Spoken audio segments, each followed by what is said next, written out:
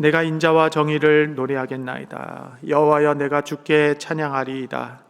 내가 완전한 길을 주목하오리니 주께서 어느 때나 내게 임하시겠나이까. 내가 완전한 마음으로 내 집안에서 행하리이다.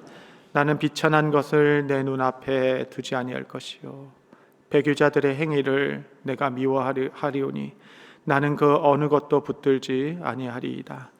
사악한 마음이 내게서 떠날 것이니 악한 일을 내가 알지 아니하리로다. 자기 이웃을 은근히 헐뜯는 자를 내가 멸할 것이요 눈이 높고 마음이 교만한 자를 내가 용납하지 아니하리로다.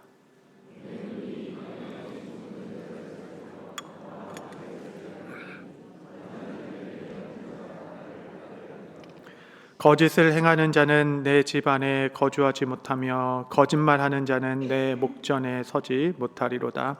아침마다 내가 이 땅의 모든 악의를 면하리니 악을 행하는 자는 여호와의 성에서 다 끊어지리로다. 아멘.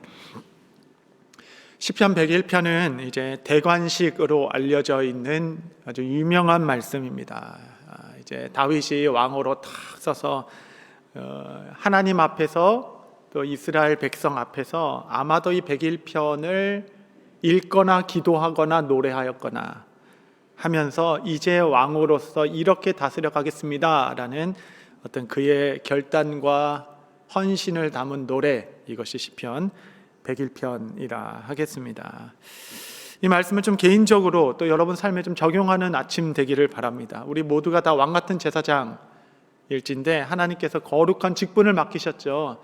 그 직분에 임하였을 때 그 초심, 그 첫 마음을 이 말씀에 비추어 다시 한번 조명해보고 다시 하나님 앞에서 또 교회 앞에서 좀 뜻을 새롭게 하는 시간 되기를 바랍니다. 이 통치 헌장과 같은 말씀이다라고 할 수 있어요.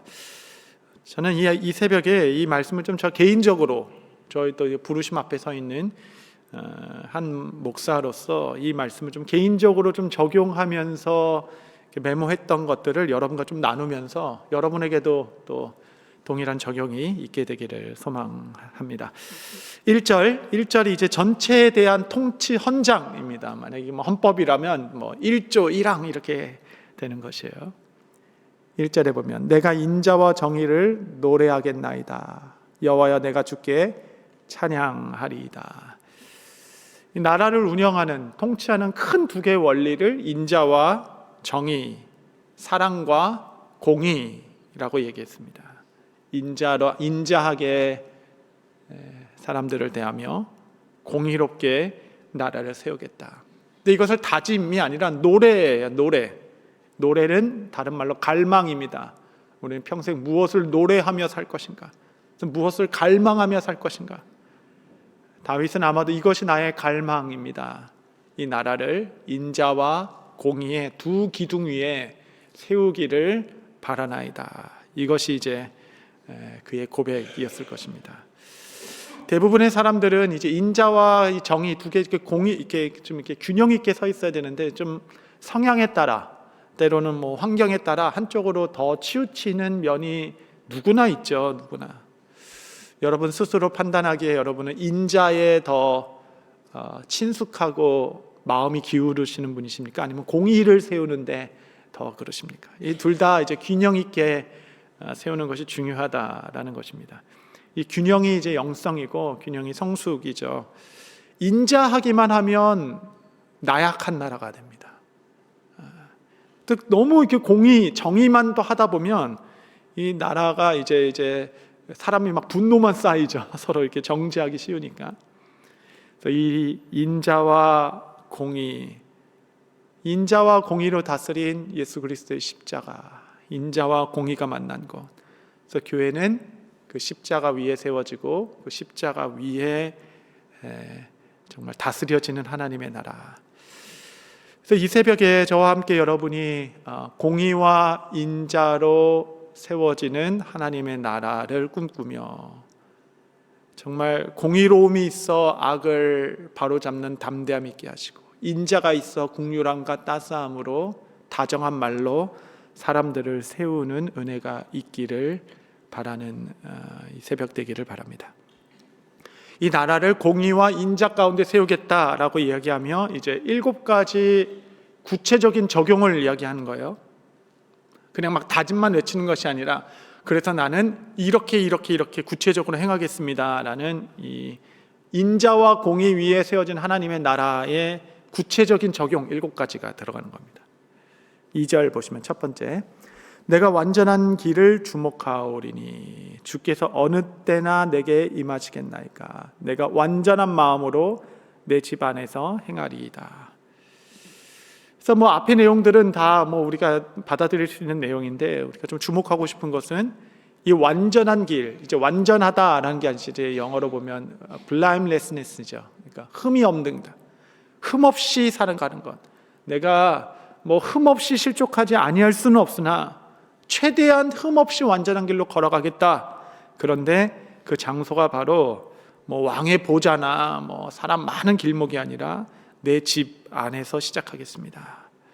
이 적용을 좀 목회자로서 여러분 삶으로 직분자로서 저 개인적으로 다시 한번 적용하는 겁니다. 내 집 안에서 내가 인테그리티를 지키겠다. Within my house 이렇게 되어 있습니다. 내 안에 integrity of heart, 이 순전한 마음, 흠 없는 마음으로 누구도 보지 않는 집 안에서부터 시작하겠습니다. 이것이 왕의 첫 번째 결단이었습니다. 이 동일한 은혜가 저와 여러분에게 있기를 바랍니다. 두 번째는 3절입니다. 나는 비천한 것을 내 눈앞에 두지 아니할 것이요 배교자들의 행위를 내가 미워하오리니 나는 그 어떤 것도 붙들지 아니하리이다. 두 번째는 이제 내 눈을 지키겠다라는 거죠. 비천한 것, 옛날 성경은 비루한 것 이렇게 얘기했습니다. 비루한 것을 내 눈앞에 두지 않겠습니다.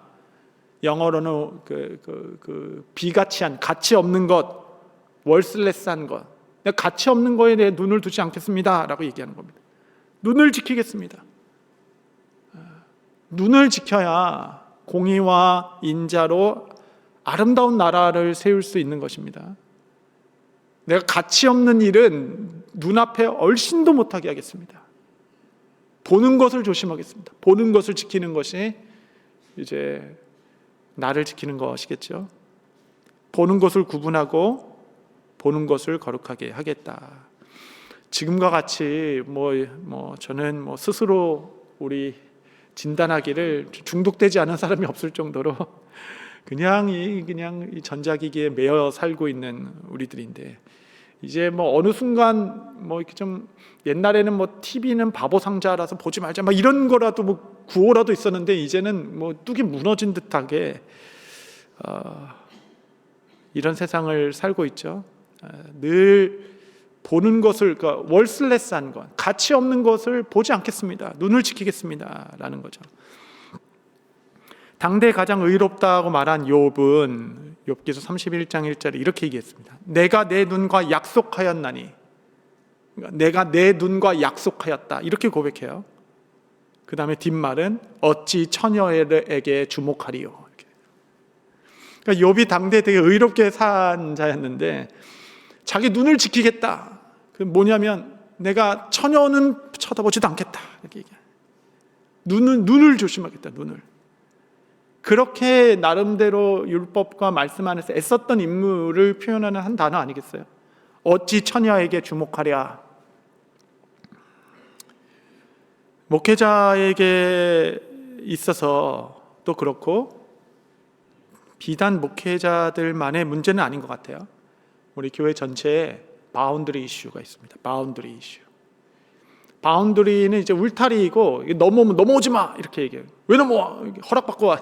이렇게 넘어오면 안 되죠. 울타리를 탁 쳐서 지경을 탁 지키는 게 이제 바운더리인데, 비단 목회자만의 일은 아닌 것 같아요. 그러니까 우리 안에서도 목양을 하고 이렇게 교회를 섬기는데 바운더리가 좀 있어야 합니다. 그러니까 남자 성도가 여자 성도를 1대1로 신방하는 일은 있을 수가 없죠. 저도 이제 하다못해 병원에 수술을 해서 신방을 가야 할 때도 병원일지라도 혼자 가는 일은 없습니다. 뭐 부목사님과 함께 가거나 무슨 뭐 제 아내랑 함께 가거나 혼자 들어가서 신방할 이유는 전혀 없어요. 이게 바운더리 이슈죠. 어디서든지 이제 스스로를 지키고 스스로의 바운드로 서로를 좀 보호해 주는 것은 매우 필요합니다. 제가 우리 교회 또 이렇게 부임한다고 하니까 또 비교적 젊은 목사 온다고 또 제 방 목양실에 CCTV를 다 달아놔가지고 24시간 녹화되도록 얼마나 편한지 몰라요. 얼마나 저는 보호받고 있습니다. 보호받고 있어요. 아무나 못 봅니다. 이제 그냥 저장만 되는 아무도 못 봐요. 그래서 걱정하지 마시고. 그래서 뭐 누가 이렇게 들어간다 그래도 여기 이거 보지 난리를 펴도 아니 여기 알고 계시냐? 너 다 보고 있다. 다 되고 있다. 그런 건 아니겠습니까? 우리가 스스로를 좀 지키는 것, 서로를 좀 보호해주고 지키는 것. 제가 이제 우리 교육자들에게 이게 저희 적용을 여러분께 좀 나누는 시간이니까 이제 몇 가지를 얘기했는데 우리 교육자들도 이제 바운더리를 명확하게 지켜야 한다. 여자 성도와 1대1로 그 어디서 그러니까 교회 안에서는 괜찮은데 오픈되지 않은 곳에서 같이 앉으면 안 된다. 이게 적용입니다. 같이 앉으면 안 돼요. 그러니까 이제 교회 안에서 북카페나 뭐 열린 공간에서 이렇게 만나서 상담하고 대화하는 거는 문제가 아닌데 교회 밖에서 지나가다가 우리 성도님들 만날 수 있잖아요. 특히 여자 성도님 만났을 때 잠깐 서서 만나서 뭐 우리 마트나 뭐 어디서 잠깐 이야기하는 건 됩니다. 그래요? 서서 하는 건 돼요. 둘이 앉는 건 안 됩니다. 여러분이 이제 리빙 CCTV가 되어서 저한테 보고하십니다. 같이 앉는 건 안 돼요. 단둘이. 그게 뭐 스타벅스든 뭐 어디든 앉는 건 서서는 괜찮아요. 뭐 서서 뭐 1시간을 얘기하겠습니까? 2시간을 얘기하겠습니까? 안 됩니다. 안 되고 목회자는 그 대상이 누구인지와 상관없이 남자와 여자가 단둘이 차에 타는 것도 안 됩니다. 교역자끼리도 안 돼요. 정말 우리 소망의 어르신 중에 할 수 없이 태워야 하는 경우가 생긴다면 뒷자리에 태우는 것을 혹 가능할지 모르겠지만 도와줄 사람 많습니다. 전화하면 5분 만에 달려올 사람 많습니다. 굳이 뭐 그렇게 할 이유도 없습니다. 스스로 우리가 서로를 좀 이렇게 도와주고 좀 지켜준다면 우리는 안전한 공동체를 이룰 수 있겠죠. 눈을 지키는 거, 눈을. 세 번째 4절입니다. 사악한 마음이 내게서 떠나갈 것이니 내가 알지 아니하겠다. 이 마음을 지키는 거죠. 내가 눈을 지키고 마음을 지키겠다. 영어로는 perverse heart입니다. perverse. 삐뚤어진 마음. 마음이 삐뚤어지지 않도록. 여러분 마음이 한번 구부러지면 그거 무섭습니다. 삐뚤어진 시선, 왜곡된 해석, 비틀어진 감정을 품고 있으면 그냥 모든 게 다 막 그냥 마음에 들지가 않아요. 목회자로서 공의와 인자를 세우는 사역을 하기 위해서는 반드시 이 마음에 곧아야 됩니다. 마음이 평탄해야 됩니다. 이게 다림질을 해야 다림질을 구겨진 거를 좀 다리고 마음이 왜곡돼 있으면 안 됩니다. 그 비틀어진 감정을 주님 앞에 다 풀어내야 됩니다. 삐뚤어진 시선을 갖지 않겠다. 내 마음을 지키겠다. 내가 그런 마음 거절하겠다. 나를 삐뚤어지게 하고 왜곡지게 하고 비틀어진 감정을 내가 알지 않기로 결정하겠다. 그래서 나의 마음을 하나님 앞에서 순전하고 곧게 지켜내는 것. 이 감정의 찌꺼기들이 여기저기 남기 마련이죠. 어떻게 안 남을 수가 있겠습니까? 연약한데. 주님 앞에서 다 해결하시고 쏟아내시고 아주 왜곡 없는 순결한 마음으로 성도와 성도를 대하는 것. 이것이 공의를 세우는 일, 또 인자의 기둥을 세우는 일이겠죠. 내 마음과 감정을 늘 돌아보고 충분히 그럴 수 있다. 충분히 그럴 수 있다. 이게 좀 도움이 됩니다. 충분히 그럴 수 있다. 그리고 또 생각해 보면 그럴 수도 있겠어요. 그럴 수 있다. 이렇게 마음을 잘 지키는 것이 지도자의 중요한 덕목이겠습니다. 네 번째 5절 보시면 자기 이웃을 은근히 헐뜯는 자를 내가 멸할 것이요. 은근히 헐뜯는 자, 이제 귀를 구별하는 거죠. 대놓고 헐뜯는 자는 좀 구분이 쉬는데 은근히 헐뜯는 자를 정신 바짝 차리시고 여러분, 은근히 헐뜯는 자를 보면서 멸하겠다. 이게 아주 좀 원어로는 내가 destroy them 이렇게 내가 아주 멸망시키겠다라고 얘기할 정도로 좀 단호할 땐 단호해야 됩니다. 그냥 정색을 하면서 그냥 맞장구 쳐주지 마십시오. 교만을 막 자랑하도록 그렇게 두지 마십시오. 지난번 야고보서 할 때 우리가 서로의 재갈을 물려야 되는데 우리가 재갈을 어떻게 물리겠어요? 재갈이 나무 막대기 입에 끼는 거잖아요. 이렇게 끼는 거. 막 은근히 헐뜯는 얘기할 때 그렇다고 우리가 밥 먹던 젓가락을 낄 수는 없잖아요. 우리가 또 문화인이기 때문에 그럴 수는 없잖아요. 그러니까 우리가 서로가 재갈이 되는 거죠. 서로가 그 말을 아예 못하도록 단호하게 서로를 지켜주는 것. 귀를 지킨다. 눈을 지키고 마음이 비뚤어지지 않도록 지키고 귀를 지키고. 다섯 번째입니다. 이제 보면은 5절 뒤에 보면 눈이 높고 마음이 교만한 자를 내가 용납하지 아니하겠다. 관계를 지키겠다라는 겁니다. 관계. 이거 정말 중요합니다. 눈이 높고 교만한 사람들을 내 주변에 두지 않겠습니다. 주변의 사람들을 내가 좀 관리하겠습니다. 여러분, 우리는 영향받는 존재입니다. 우리는 듣는 대로 마음이 쏠리는 연약함이 있기 때문에 주변의 친구들을 잘 두겠다. 내가 만나는 사람들을 관리하겠다. 이것은 매우 지혜로운 일입니다. 잠언서 14장 7절에 너는 미련한 자의 앞을 떠나라. 그 입술의 지식을 보지 못하였다. 미련한 사람을 딱 보면 그냥 즉시 떠나는 거예요.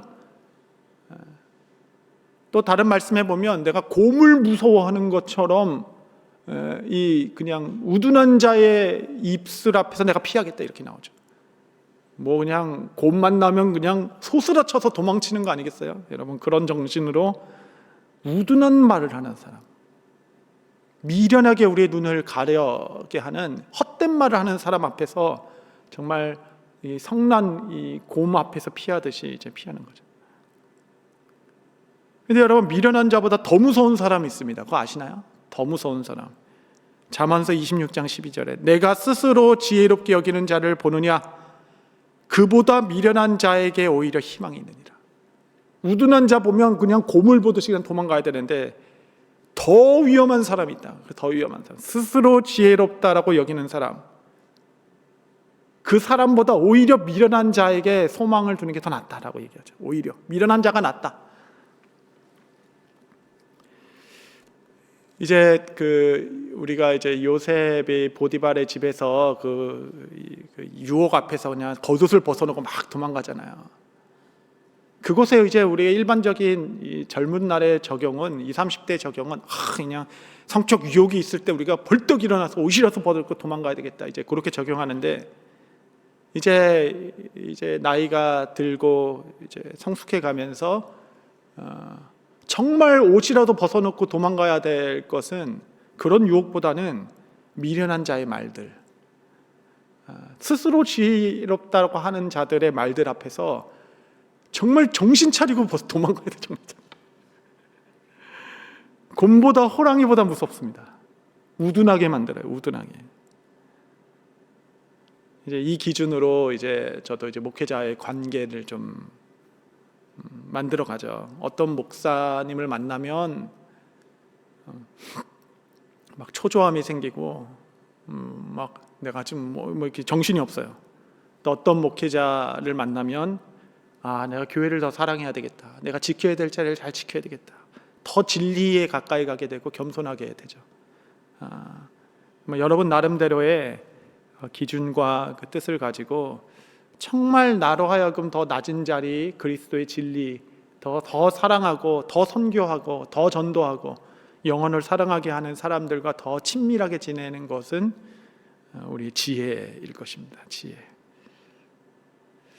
그거와 같이 이제 동일하게 연결되는 게 6절이죠. 6절 봐. 내 눈이 이 땅에 충성된 자를 살펴 나와 함께 살게 하리니. 교만한 사람 다 그냥 하고 내 주변에 충성된 믿음의 공동체를 만들겠다. 충성된 사람들과 함께 이 나라를 다스리겠습니다. 복음에 충성된 동역자들, 충성된 사람들을 주변에 두는 것들, 충성된 성도들과 함께 동역하는 일은 기쁜 일이죠. 제가 담임 목회를 시작하고 이때까지 살아오면서 발견하지 못했던 기쁨이 하나 추가됐습니다. 담임 목회하기 전까지는 정말 몰랐어요. 이런 기쁨이 있구나. 목회에 이런 기쁨이 있구나. 그 전에는 이제 그래도 전도사부터 오랫동안 목회를 했기 때문에 전도되는 세례의 기쁨, 전도하는 기쁨, 선교하는 기쁨, 교회를 세워가는 펠로십, 다 여러 가지 기쁨을 있었는데 담임 목회가 되고 발견한 기쁨이 있어요. 이게 바로 성도들이 갖는 기쁨이겠구나, 이런 생각도 좀 들었습니다. 그것은 이 부교육자들이 잘 성장하는 것을 보는 것. 이거는 정말 큰 기쁨이다. 몰랐어요. 그게 그렇게 기쁜 것인지. 그래서 부교육자로 함께 와서 우리 교회에서 함께 사역하면서 이렇게 막 성장하는 모습을 보고, 이게 다 성장하면 이제 한 명의 목회자가 한 명의 교회가 되는 건 아니겠습니까? 정말 어떤 그 교회, 그 목회자의 역량이 교회의 어떤 건강과 직결되어 있지 않습니까? 그러니까 우리가 그냥 교회 잘 돕자라고 얘기한 구체적이고 실제적인 적용은 우리 담임 목회를 할 부교육자들을 잘 세워주는 거, 잘 준비시켜서 한 교회가 든든히 서게 하는 게 이제 우리 얼마나 기쁨입니까? 얼마나 기쁨이에요. 담임 목회를 하니까 그런 기쁨이 있더라고요. 충성된 목회자들이 잘 성장하여서 이제 한 시대의 또 믿음의 공동체를 잘 이어가는 일. 그러고 보니까 이제 우리 성도님들이 얼마나 많은 목회자들을 맞아주시고 이해해주시고 또 잘하게 하시고 축복해 주셔서 또 파송해주고, 이 일들을 이 성도님들은 계속 그냥 계절 변하듯이 계속 하시는데 이런 기쁨이 있겠구나. 제가 그런 것을 좀 깨닫게 됩니다. 그래서 개인적으로 좀 적용하는 거죠. 공의와 인자로 교회를 운영하는 데 있어서 충성된 자를 계속적으로 지원하고 또 세워줘서 이 시대에 또 건강한 교회가 잘 배출될 수 있도록 그런 기쁨을 좀 이렇게 함께 누리는, 그런 기쁨이 좀 충만한 교회 되기를 바라는 것입니다. 6번째죠. 7절. 거짓을 행하는 자는 내 집에 거주하지 못할 것이며 거짓말하는 자는 내 목전에 서지 못하리로다. 정직이죠. 정직.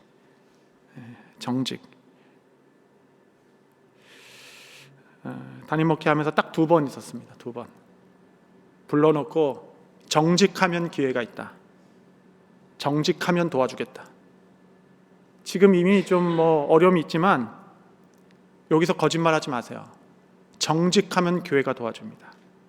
정직하면 살 길이 있어요. 딱 2번 해봤습니다. 한 번은 정직하게 자기 자신을 오픈했고, 한 번은 끝까지 정직하지 못하더라고요. 정직. 교회가 목회자에게 완벽한 삶을 요구하겠습니까? 그러지 않다라고 생각해요. 갈망은 중요하죠. 이 세상에 완벽한 사람 누가 있겠어요? 정직하기만 하면 기회가 있는 겁니다. 정직하면 다 이해하고 축복하고 또 세워주는 것입니다. 정직한 심령으로 하나님 앞에 또 성도 앞에 설 수 있기를. 그러한 입장에서 이 일들을 좀 다뤄보니까 하나님 앞에서의 마음이라는 마음이 들어요. 하나님 앞에서 정직하면 주께서 또 길을 내어주십니다. 여러분, 정말 2번째 찬스를 주는 게 복음이에요. 하나님 앞에서 정직하도록. 교회 앞에서, 성도 앞에서 정직한 자가 공의와 인자로 나라를 세우게 됩니다. 마지막 이제 8절입니다. 7번째. 아침마다 내가 이 땅의 모든 악의를 멸하리니. 매일매일 성실히 실천하겠다는 다짐. 적용했습니다. 매일매일, 아침은 매일 오는 거니까 매일 아침마다 오늘도 내가 눈을 지키고 귀를 지키고 마음이 삐뚤어지지 않게 하게 하시고 충성된 자와 함께 하나님 나라를 이루게 하시고 아무도 보지 않는 내 집에서부터 공의와 인자를 행하기 시작하는, 매일매일 스스로를 돌아보며 은혜를 구하며 살겠다. 여러분, 시편 101편이 이제 통치 헌장으로 올려진 노래, 그의 삶이 그의 이 부르심에 따라 얼마나 성취되었는지와 별개로 하나님께서 이 노래를 기뻐하셨고 이 갈망을 기뻐하시리라 라고 믿습니다. 이 새벽에 다시 한번 여러분 우리의 초심과 첫 마음을 기억하시고 하나님 부르심에 순종하여 인자와 공의로 세워진 하나님의 나라 되게 하옵소서. 함께 기도하고 꿈꾸는 여러분 되시기를 바랍니다. 기도하시겠습니다.